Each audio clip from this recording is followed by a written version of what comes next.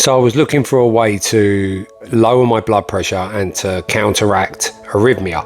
I was looking for ways to improve the blood flow within my arteries and hopefully not to have another heart attack.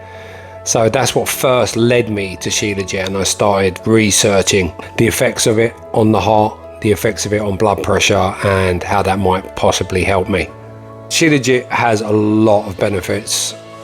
The question you really need to ask yourself is not, are you going to get the benefit? The question is more, are you getting real shilajit? Our shilajit, first of all, it's straight from the source. So the people that are making shilajit, you know, they're extracting it at such altitudes that very few people can even go there, let alone work there. Then there's no phone signal or anything like that. You know, you can't phone them up and say, hey, you know, what's going on with my shilajit? It doesn't work that way.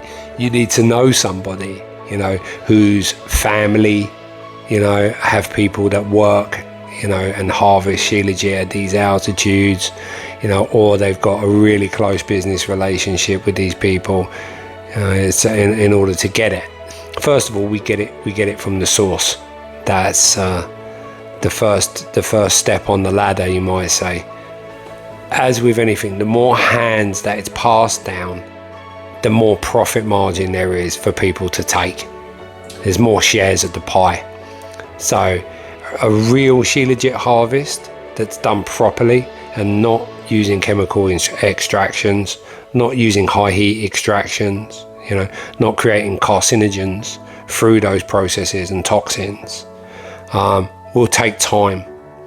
So realistically, a very good harvest site, you could maybe get 300 kilograms per year from that site. That's not a lot to go around from one particular site. So there's a lot of competition to get that shilajit, and it's very hard to build the relationships and trust with the people to get it. We have such a relationship.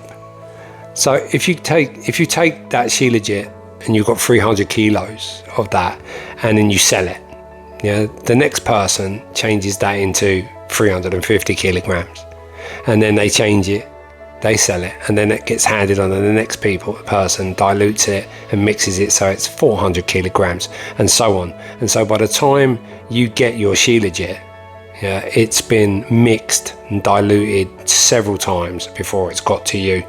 And what was most like, assuming that it came from a high enough altitude in the right region and was originally very good quality, yeah, you've now got what you've got, and it isn't going to do the job. They might pump it up with extra fulvic acid that's bought as fulvic acid and pump it up so you get this kind of feeling of zing, you know, and it stimulates you.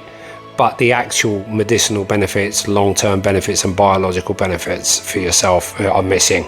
You might as well go down the road and buy yourself a can of Red Bull or Boost. That'll just make you feel zingy for a little while and give you the illusion that you're getting some kind of benefit. But realistically, you're going to be getting very little benefit. So the other way in which our shilajit is, not only is it pure, really pure, but we use cold extraction. Now, cold extraction is slow and expensive. A cold pressed juice, we all know it costs a lot more.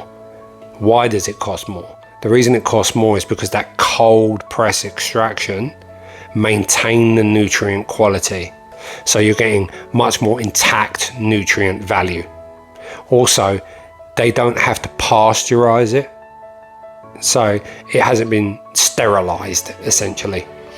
On top of that, you don't have any of the chemicals or toxins that are potentially involved in that process of extraction. We use spring water that's locally sourced at the site of the harvest, so up in the tops of the Himalayas, up in the top of the Altai region, depending on where the shilajit is coming from.